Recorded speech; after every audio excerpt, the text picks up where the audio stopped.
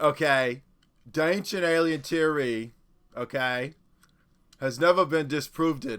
And if we can graft the head of the dog onto the body of a Bill Cosby today, which we do, it's never been disproved, okay, then the ancient alien theory is true. I'm going to tell you what's happening in this movie, The Arrival, okay? And when you have your departure from watching this video, you're going to understand all the mysteries. And if you watch my show on History Channel, then you'll know that there's two things that we know about the world. Aliens, Nazis. Now, some of these aliens got the technology from the Nazis. A lot of people think that the Nazis got technology from there. It's the other way around. Okay. The movie Arrival is a documentary. All right. And I want you to pay close attention because I'm going to reveal all the mysteries to you. Okay. This is George Tsoukalos. I went and saw Arrival, and this is an attempt to kind of be the anti-Independence Day, the anti-blockbuster CGI vomit type of story, a science fiction story-based narrative, right? And it's attempting to have all this sort of philosophical depth and, you know, what's the philosophy of language. And there's a couple interesting questions that are posed that actually, if you take college classes on philosophy of language, I have, you will come across some of the questions that are raised in the film. So I don't want to say that it's a terrible movie, but it's also pretty boring. I'll give a little bit of a spoiler here. The appropriate title for this movie could have been called Salvation via Cthulhu, right? The Call of Cthulhu. This is Cthulhu's arrival.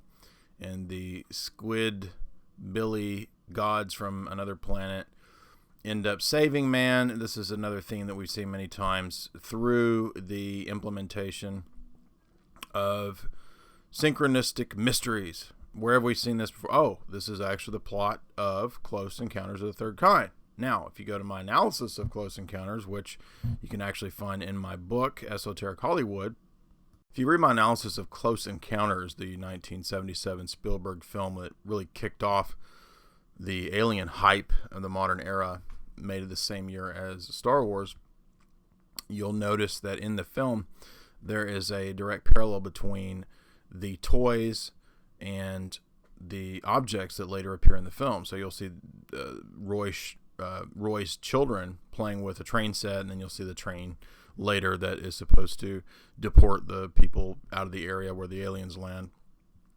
And that is a form of what's called simulacrum. This goes all the way back to Plato.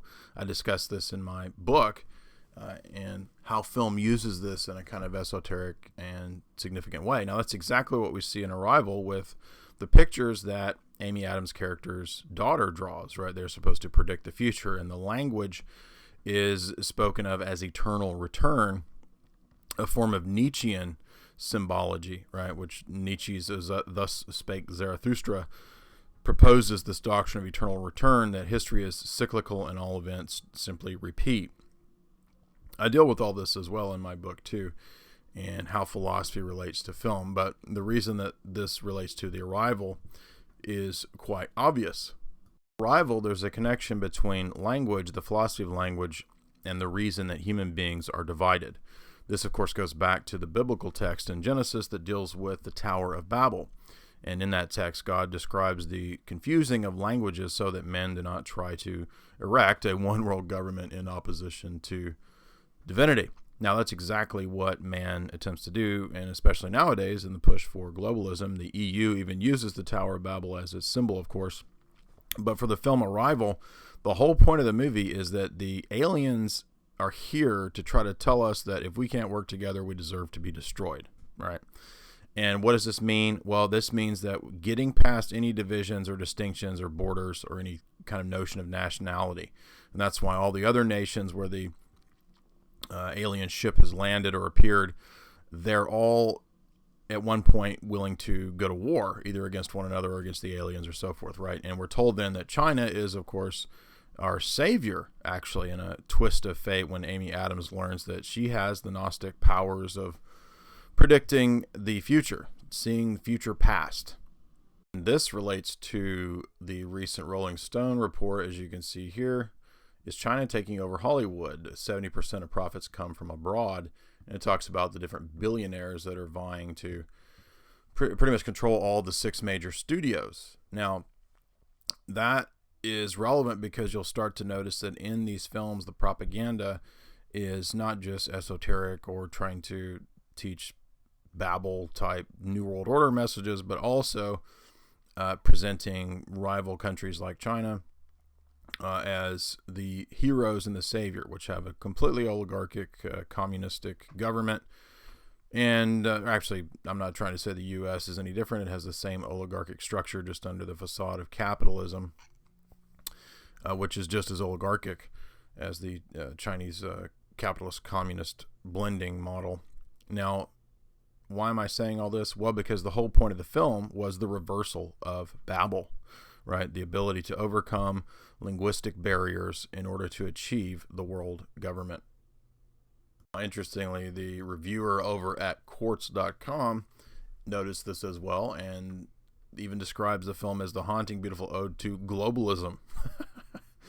And so you'll see there that that is precisely the meaning of the coffee stain, ink blot, diarrhea, squid squirt that is supposed to tell you all these deep mystical messages. Oh, actually, the message of the film is just globalism. Yes, getting past all distinctions, all differences and barriers for the supposed egalitarianism of the one world order of Babel, which is all nothing but a fraud. So Arrival is nothing but propaganda.